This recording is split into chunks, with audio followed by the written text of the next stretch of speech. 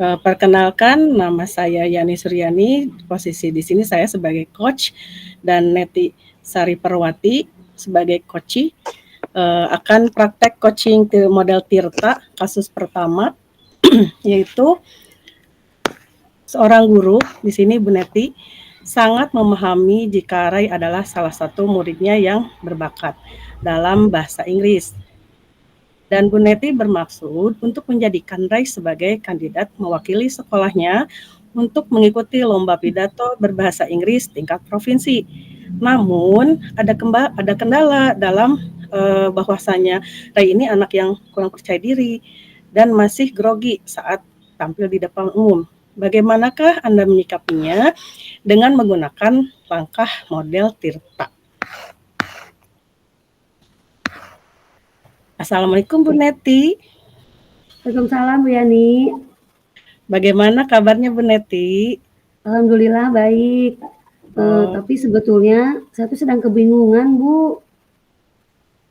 Kebingungan kenapa? Oh iya, katanya Ray mau ikut lomba pidato bahasa Inggris ya? Nah justru itu Bu yang membuat saya bingung. Bagaimana ya Ray-nya tidak mau ikut lomba pidato bahasa Inggris. Padahal karena dia itu merasa tidak yakin dan tidak percaya diri Bu. Nah kalau alasannya Ray kurang yakin dan kurang percaya diri, bagaimana Bu Neti kalau kita diskusi tentang potensi anak tersebut? Baiklah Bu Yani, saya setuju sekali jika saya berdiskusi dengan Ibu mengenai Ray. Mudah-mudahan saya ini menjadi membuat saya yakin gitu bahwa saya bisa menyelesaikan Ibu. Ya, menurut Bu Neti, Ray itu punya potensi ya. Nah, potensi untuk mengikuti lomba bahasa Inggris, apa betul? Iya betul sekali Bu. Menurut saya di pelajaran bahasa Inggris itu sangat bagus sekali, potensinya sangat bagus. Karena pada saat pelajaran saya dalam materi speaking itu bahasa Inggrisnya bagus. Kemudian akademik ketika dia mengikuti penilaian harian, kemudian ketika dia mengikuti PTS, itu nilainya selalu di atas 90. Hanya saja saat dia diajak mau mendaftarkan lomba, dia tidak mau gitu karena ya itu Bu, dia malu katanya dan kurang percaya diri. Menurut Bu Neti, apa yang menyebabkan Ray tidak mau mengikuti lomba ya? Katanya gini Bu, dia tuh kalau di depan guru, dia tuh bisa lancar, bisa berbahasa Inggris, bahkan dialog dengan guru juga dia sudah bagus lah, sudah biasa gitu. Tapi kalau di depan orang banyak, apalagi dalam event lomba seperti ini, dia tuh suka gemeteran katanya dan grogi. Mungkin karena banyak yang nonton ya Bu ya, mungkin suasana lomba kan beda lagi karena dia ada di delay gitu. Bahkan katanya suaranya itu hampir nggak kedengeran karena saking nggak percaya dirinya itu. Ya berarti sebetulnya Ray itu memang punya potensi ya Bu ya, hanya terkendala dengan grogi dan kurang percaya diri berbicara di depan umum ya? Iya betul Bu Yani, Ray memang punya potensi yang sangat bagus, dan saya juga sudah berusaha untuk mengembangkan potensinya itu. Apalagi momen sekarang kan waktunya Ray untuk bisa membuktikan potensinya itu. Saya yakin Ray bisa berhasil dan bisa menjadi juaranya Bu.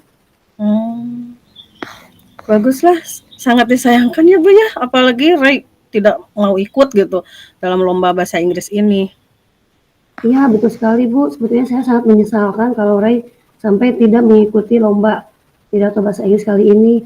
Padahal saya sudah semangat untuk mendaftarkan dia untuk dan melatih Ray juga Bu. Bu Neti sudah mampu menggali potensi anak, namun bagaimana langkah-langkah konkret yang akan Bu Neti lakukan pada Ray untuk mengurangi rasa takut dan kurang percaya dirinya tersebut?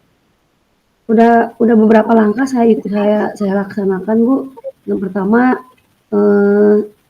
saya tuh sudah memotivasi diri Ray, membayangkan gitu kalau misalnya Ray itu berhasil. Jika Ray berhasil menjadi juara kan, yang pertama dia pasti mendapatkan hadiah. Kemudian dengan kejuaraan ini kan Ray dia sudah mendapatkan tiket untuk dia bisa masuk ke SMA negeri favorit dengan jalur prestasi. Kemudian karena ini eventnya itu tingkat provinsi, dia tentunya pasti akan membawa harum nama sekolah kita, Bu. Kemudian langkah kedua, saya memberikan arahan untuk Ray agar sering berlatih public speaking atau berlatih berbicara di depan kaca. Atau dia juga bisa lihat di YouTube kan banyak ya Bu ya, tutorial atau langkah-langkah supaya kita lebih percaya diri dalam public speaking. Sebenarnya kan untuk mengurangi rasa grogi dan kurang percaya dirinya itu ya Bu. Kemudian yang ketiga, saya akan sering memberikan kesempatan Ray berbicara lebih sering lagi di depan kelas atau bila perlu misalnya kalau ada kegiatan literasi satu sekolah misalnya yang mingguan itu ya Bu ya, dia nanti akan diminta untuk berbicara di depan teman-temannya gitu di lapang misalkan. Kemudian langkah keempat, saya menyarankan Ray, tentu ini poin yang sangat penting ya Bu, untuk mengurangi rasa percaya diri, dia harus memahami dan menguasai materi pidatonya yang akan nanti dilombakan gitu Bu. Ya, Bu Neti sudah menyiapkan begitu banyak upaya untuk keberhasilan anak tersebut ya. Nah, sekarang apakah tantangan terbesar terhadap masalah ini, Bu Net? Nah, menurut saya tantangan terbesarnya yaitu Bu, menyiapkan mental Ray-nya Bu, supaya mentalnya itu dia mempunyai mental yang siap berkompetisi gitu dengan kemampuan atau skill yang dia punya dalam berpidato bahasa Inggris ini Bu. Ya. Berarti Bu Neti sudah tahu persis ya potensi anak tersebut dan sudah tahu juga bagaimana mengupayakan anak tersebut untuk bisa mengikuti lomba pidato berbahasa Inggris dengan langkah-langkah konkret yang tadi sudah dijelaskan juga. Iya Gitu betul ya, Bu Yani, iya betul. Terima kasih ya Bu Yani, dengan diskusi ini saya mendapatkan arahan dari Bu Yani, saya akan mengupayakan Ray supaya dia menjadi anak yang percaya diri gitu, sehingga dia bisa ikut lomba berbahasa Inggris ini dan Ray akan mendapatkan hasil yang terbaik dan tentu menjadi juaranya ya Bu ya, amin ya rabbal alamin. Amin ya rabbal alamin. Semangat ya Bu Neti, Ya. semoga apa yang diharapkan Bu Neti berjalan dengan lancar, mencapai kesuksesan baik Bu Neti maupun bagi Ray juga membawa nama baik sekolah kita ya. Iya. Baik, Bu Yani terima kasih sekali. Ya, Iya, terima sama-sama kasih Bu majelis Neti. Iya. Refleksi diri, praktik coaching. Refleksi diri, pertanyaannya, apa yang sudah berjalan dengan baik selama percakapan? Apa yang masih perlu diperbaiki atau ditingkatkan? Apa yang Bapak Ibu lakukan untuk tetap dalam kondisi presensi atau kehadiran penuh sebelum dan saat melakukan coaching? Apakah yang akan Ibu Bapak lakukan untuk memperbaiki dan meningkatkannya? Tulisan hasil refleksi saya yang sudah berjalan selama kegiatan percakapan tadi berjalan baik selama percakapan. Adanya di sini adalah adanya kemitraan antara supervisor ataupun guru sehingga guru bisa dengan leluasa menyampaikan pendapatnya.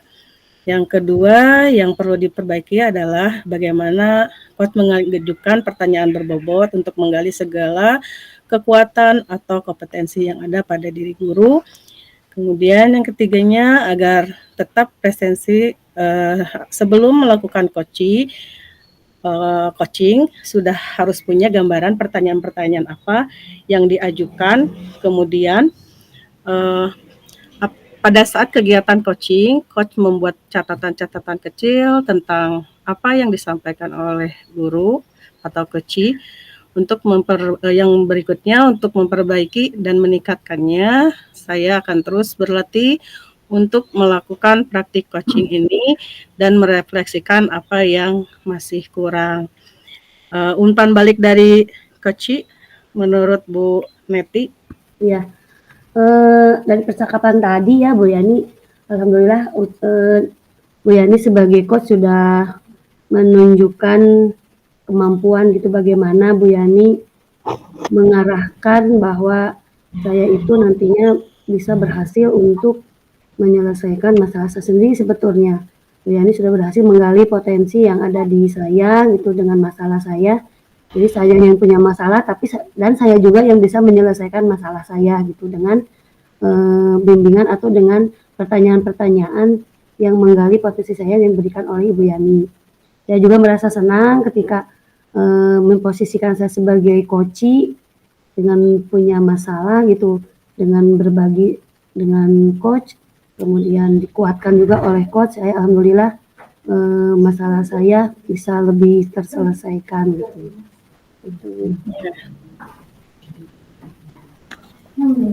Ya udah cukup ya itu umpan baliknya. Umpan balik. Dari coach ya, udah kan refleksinya? Udah.